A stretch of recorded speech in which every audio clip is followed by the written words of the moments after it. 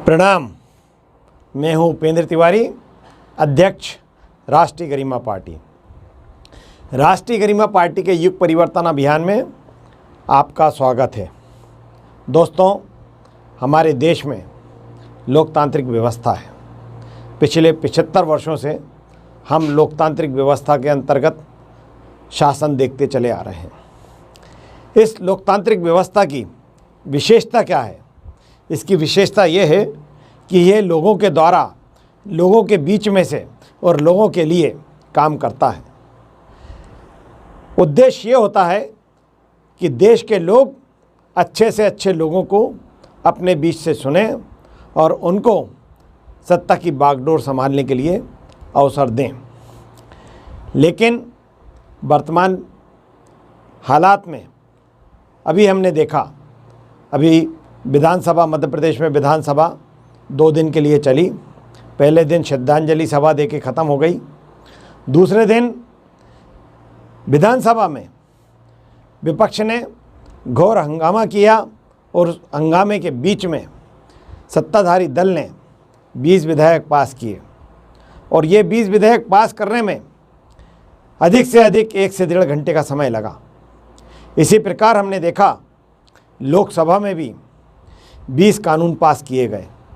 वहाँ भी विपक्ष ने बहुत हंगामा किया और उस हंगामे के बीच में मुश्किल से 25-30 मिनट में या 1 घंटा का हम समय मान लेते हैं, उसमें 20 कानून पास कर दिए गए। जबकि व्यवस्था क्या है? कोई भी कानून बड़ी बारीकी के साथ बनना चाहिए। उस कानून के अंतर्गत ये देखा जाना चाहिए कि कोई त्रुटि तो नहीं छूट रही, कोई ऐसी बात तो नहीं छूट रही जिससे आम जनता का फ़ायदा होने की जगह नुकसान हो सकता है। ये सब चर्चा का विषय होती है।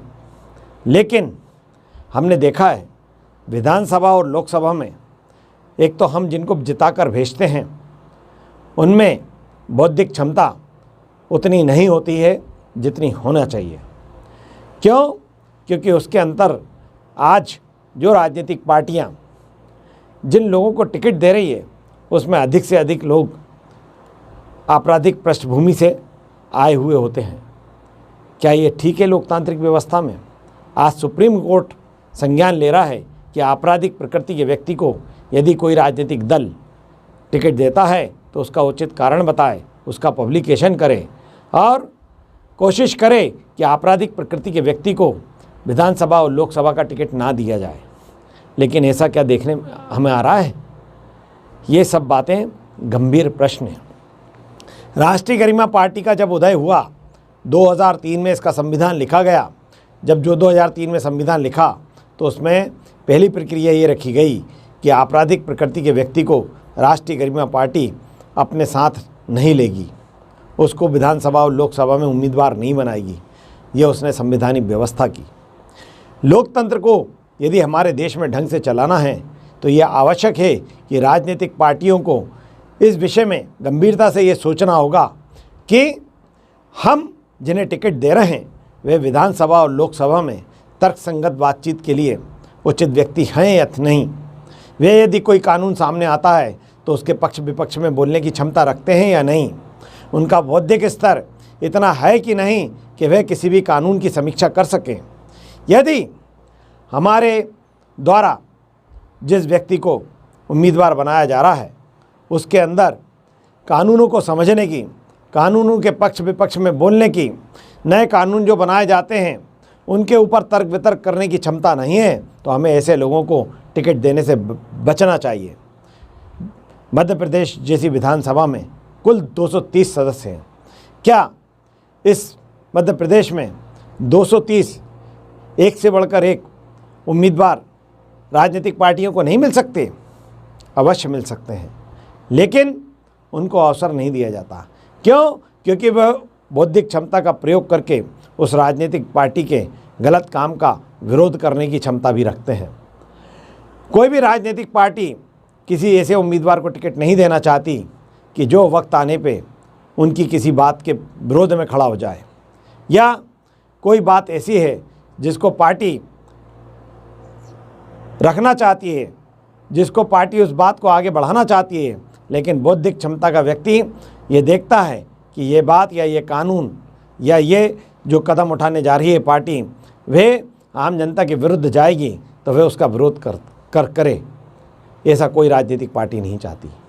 राष्ट्रीय गरिमा पार्टी ऐसे लोगों को उम्मीदवार बनाना चाहती है वो पार्टी के गलत विचारधारा के विरुद्ध भी बोले।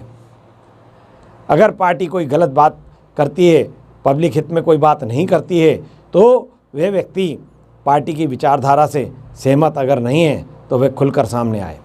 हमारा मानना है कि विधानसभा और लोकसभा में योग्य उम्मीदवारों को हम टिकट देंगे और योग्य उम्मीदवारों को ही इस पूरे देश में राजनीति का वातावरण पैदा करने में अवसर प्रदान करेंगे।